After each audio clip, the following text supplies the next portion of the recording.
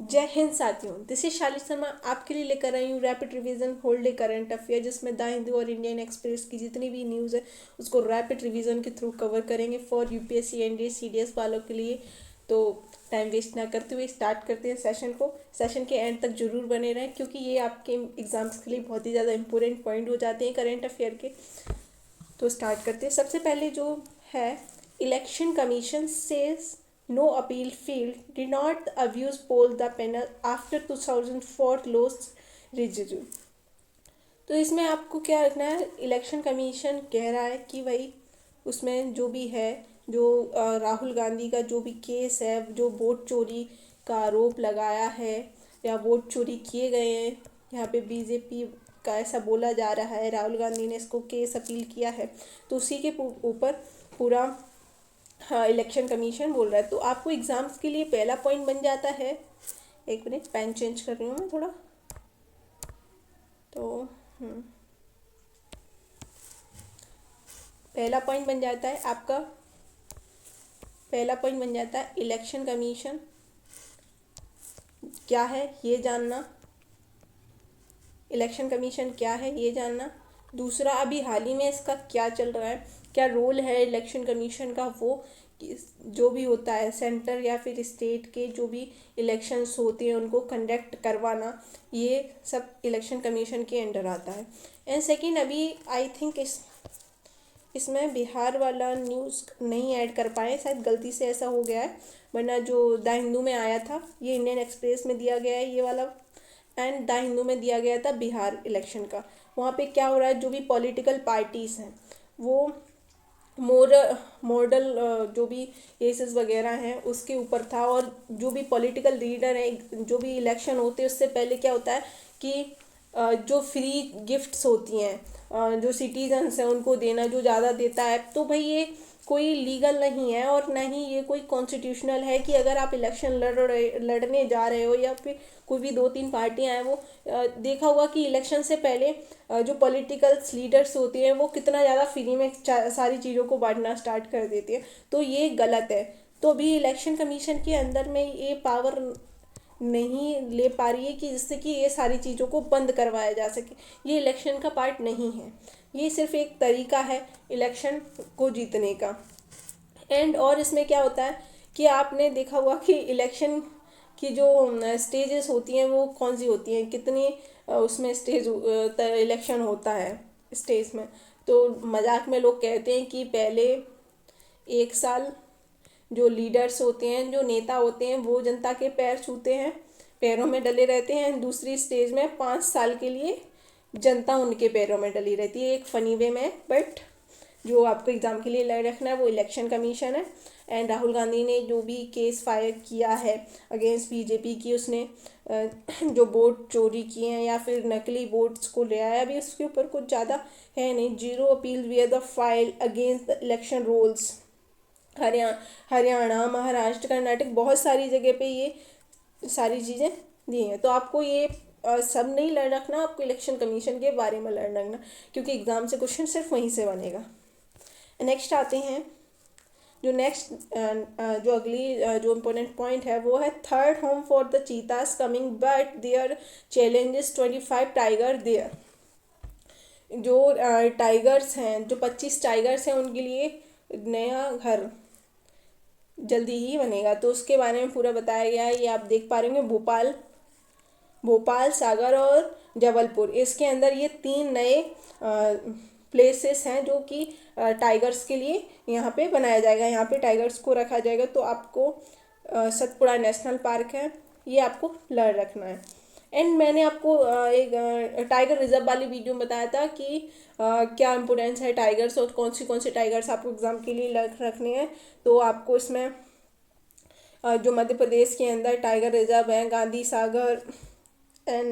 सागर national park, Kuno national park और Satpura national park. मैं जल्दी ही आपके लिए एक नेशनल पार्क की वीडियो लाने वाली हूँ, 2-3 दिन या फिर आज कल तक आ जाएगी आपकी नेशनल पार्क की वीडियो, जिसमें मैं जितने भी टोटल नेशनल पार्क हैं इंडिया के अंदर, उन सभी को मैं उसमें कवर करवाऊँगी एकदम डीपली, जिससे कि आपको इधर उधर घूमने की ज़रूरत नहीं पड़ेगी, इधर उधर ढूंढने नहीं पड़ेंगे आपको नेशनल पार्क। मैं उस वीडियो के अंदर सारे नेशनल पार्क कवर करवा दूंगी, और मैंने ऑलरेडी टाइगर रिजर्व कवर करवा दिया है, तो आप इस वीडियो की डिस्क्रिप्शन में जाकर टाइगर रिजर्व की वीडियो देख सकते हैं, क्योंकि ये दोनों ही पॉइंट आपके एग्जाम के लिए काफ़ी इम्पोर्टेंट बन जाते हैं। नेक्स्ट आते हैं, Trump loom over COP even after pulling the US out the Paris pact. इसमें जो पेरिस एग्रीमेंट हुआ, जो पेरिस समिट है, जैसे कि आप सभी को मालूम है कि कार्बन सिंक को लेके जो है पॉल्यूशन वगैरह को लेकर ये एग्रीमेंट जो समिट है वो बैठती है, तो इसी के ऊपर ट्रम्प का क्या है कॉप को लेके ये इन्होंने बताया है काफ़ी अच्छे से। The BRICS have not only the obligation but the West's interest in adding their half to the South demand, with the US out the Europe challenging in Chinese ambition of global. And leadership on the climate change is urgent imperative. It's need to reach out of the South. इसमें पूरा बताया है कि आपको इसमें सबसे पहले बन जाता है कि कॉप क्या है। मैंने ये आपको पहले भी बताया, ये लाइन रखना है। सॉरी, मैंने गलत लिख दिया, क्या लिख दिया, ये आपको इसमें लाइन रखना है कॉप एंड पेरिस एग्रीमेंट क्या है, एंड थर्ड इसमें ब्रिक्स का जिक्र है। जैसे कि आप सभी को मालूम है कि ब्रिक्स अपनी खुद की, जैसे वर्ल्ड बैंक वगैरह है, ऐसे ही ब्रिक्स खुद की जो करेंसी है, खुद की करेंसी में एक बैंक बनाने जा रहा है, जिससे कि जो साउथ एशिया की कंट्री हैं उन्हें यूरोप और वेस्ट के ऊपर डिपेंड ना रहना पड़े। तो ये पॉइंट्स आपके एग्जाम के लिए इम्पोर्टेंट बन जाते हैं। नेक्स्ट आते हैं, Pakistan doubled game with China and America, it's a trick disaster. इसमें इन्होंने बोला है कि ये शशि थरूर का जो आर्टिकल है काफ़ी अच्छा, ये आर्टिकल्स लिखते हैं। मैंने इनके काफ़ी सारे आर्टिकल पढ़े, क्योंकि इनके आते रहते हैं इंडियन एक्सप्रेस में या फिर द हिंदू में। तो इन्होंने बोला है कि जो पाकिस्तान है, पाकिस्तान क्या कर रहा है, पाकिस्तान डबल गेम खेल रहा है, अमेरिका के साथ भी और चाइना के साथ भी। तो ये एक डिजास्टर बन सकता है, जैसे कि इन्होंने ये डिजास्टर बना के रखा है। तो उसी इसमें और उन क्या बोला है कि there is also a domestic imperative Pakistan economic fragility, it's a really important depend need constant inflow of the foreign direct investment and the it desperate to the monetize it the untapped mineral wealth, playing a US and China off and the path of attack capital। इसमें उन बोल रहे हैं कि भाई वो double game खेला है अमेरिका और चाइना के साथ, तो ये कोई डिजास्टर हो सकता है, कोई डिजास्टर बन सकता है। उससे रिलेटेड उन्होंने बोला कि कैसे वो एक तरफ बार बार भाग रहा है ट्रम्प के पास, एंड चाइना के साथ भी वो डील कर रहा है, तो इसमें कुछ तो घोटाला है। वैसे तो मुझे लगता है पाकिस्तान की हर एक बात में कुछ ना कुछ तो होता ही है, वो भाई कुछ बिना कुछ किए कुछ कर ही नहीं सकता है, तो वही है। नेक्स्ट आते हैं क्लाइमेट के ऊपर है, plan of funding south from the developed nation. तो यही अभी सेम जैसे कि मैंने आपको बताया कि इसमें भी COP29 की बात की जा रही है, हाईलाइटर यूज़ करना चाहिए। इसमें COP29 की बात की जा रही है कि जो डेवलप्ड नेशन है उनको इस चीज़ में ज़्यादा इन्वेस्ट करना चाहिए, ये चीज़ बचाने के लिए, क्लाइमेट को बचाने के लिए। President COP29 and the COP30 Azerbaijan and the Brazil वहाँ पे होने जा रहा है, एंड 1 ट्रिलियन गोल बाय 2035 तक का 1 ट्रिलियन का गोल है, and pathway of the line target by the year 2035 according to pathway presented in a Baku to Berlin। वहाँ पे ये समिट होने वाली है अभी 2025 के अंदर, आई थिंक नवंबर दिसंबर के बीच में अभी होने वाली है ये समिट। तो ये इम्पोर्टेंट बन जाती है। अभी इसके अंदर क्या फिर से गोल डिसाइड किए जाएंगे, क्या क्या इम्पोर्टेंट गोल्स हैं, तब फिर से अपन इसको कवर करेंगे, वो इम्पोर्टेंट बन जाएंगे आपके एग्ज़ाम के लिए। नेक्स्ट आते हैं, ये बहुत ही इंपॉर्टेंट है, scientist spot the brightest flare from the supermassive black hole. इसमें ब्लैक होल की बात की जा रही है। जैसा कि आप सबको मालूम है कि ब्लैक होल होते हैं, सबसे पहले आप ये चीज़ समझिए कि यहाँ पे जो scientist have a spot a brightest flares yet from supermassive black hole that the shine with the light to 10 trillion sun. इसमें बता रहे हैं कि जो ब्लैक होल्स हैं उनके अंदर जो लाइट्स हैं उनके आउटसाइड वो 10 ट्रिलियन सन के बराबर है, जो 10 सूरज इतने बड़े बड़े उनके बराबर एक ब्लैक होल की जो लाइटिंग है उसके और पास ऐसे, जैसे कि ये वन ब्लैक होल है एंड ये सेकंड ब्लैक होल है, तो उसके साथ साथ ये जब मर्ज करेंगे तो इनसे जो लाइटिंग होगी वो 10 ट्रिलियन सन के बराबर एक ब्लैक होल की लाइट होगी। तो ये इम्पोर्टेंट है। एंड इसमें क्या होता है कि जो एक बड़ा ब्लैक होल है उसकी इतनी ज़्यादा लाइटिंग नहीं है, जब ये मर्ज करती हैं और इनके ऊपर जो छोटे छोटे ब्लैक होल्स होते हैं जैसे कि ये आप देख पा रहे होंगे, तो ये ज़्यादा इफेक्टिव है comparison to one whole big black whole.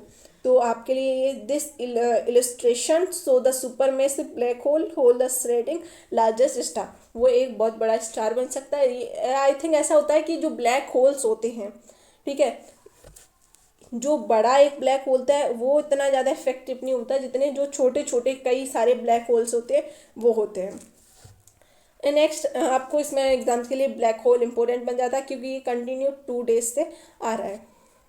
And आते हैं आर्ट फैक्ट, ये इजिप्ट के अंदर है, थोड़ा ये आर्ट एंड कल्चर के अंदर बन जाता है।